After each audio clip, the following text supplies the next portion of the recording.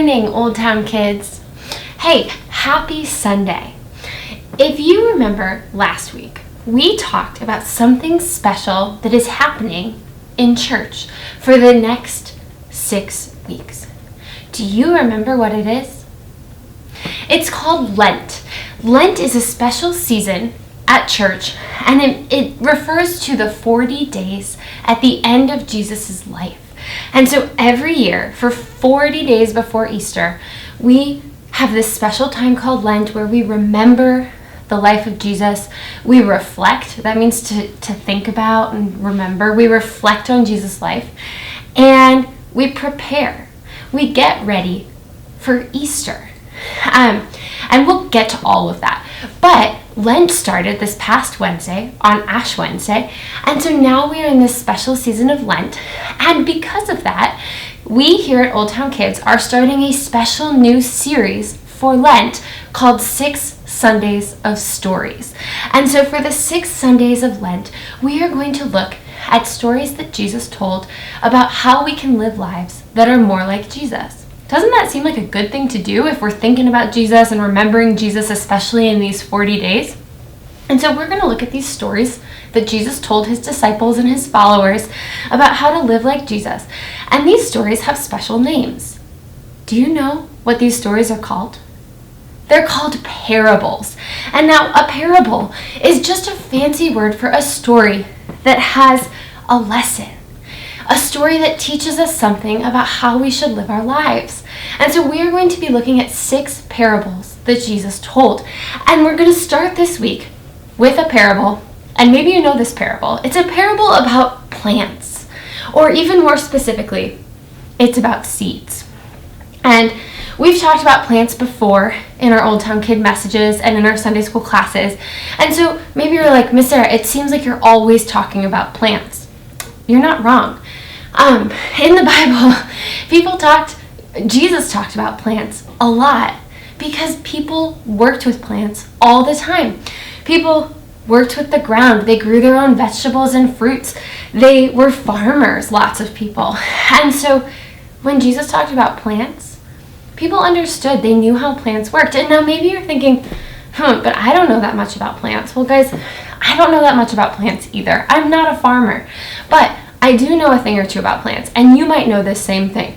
I have 2 plants here. I have this one, and I have this one. Now, can you look at these 2 plants and tell me which plant looks better? Which plant looks more alive, and which plant looks more dead?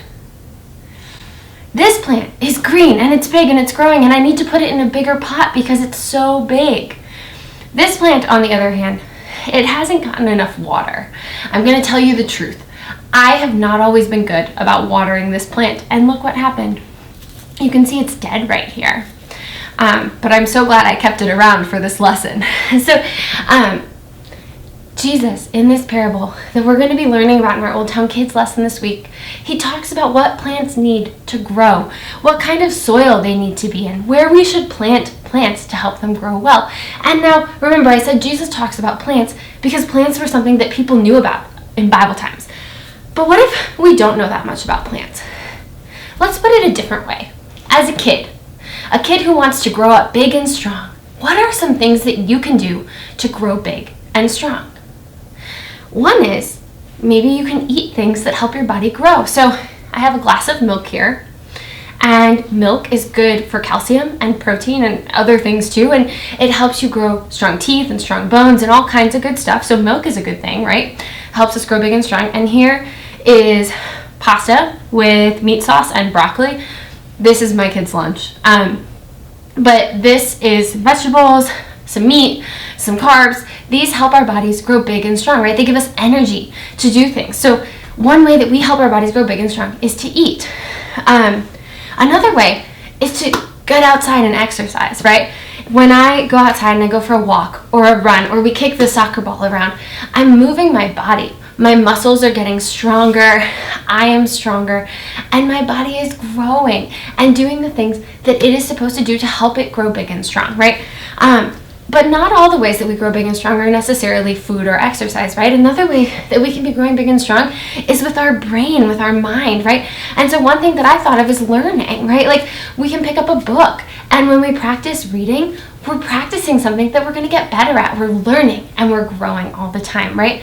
Now, what if instead of milk and spaghetti with meat sauce and broccoli, I just had all the fruit snacks and cookies that I could find? There's nothing wrong with fruit snacks and cookies, but am I going to get as much protein and calcium? Am I going to get all those good kinds of energy?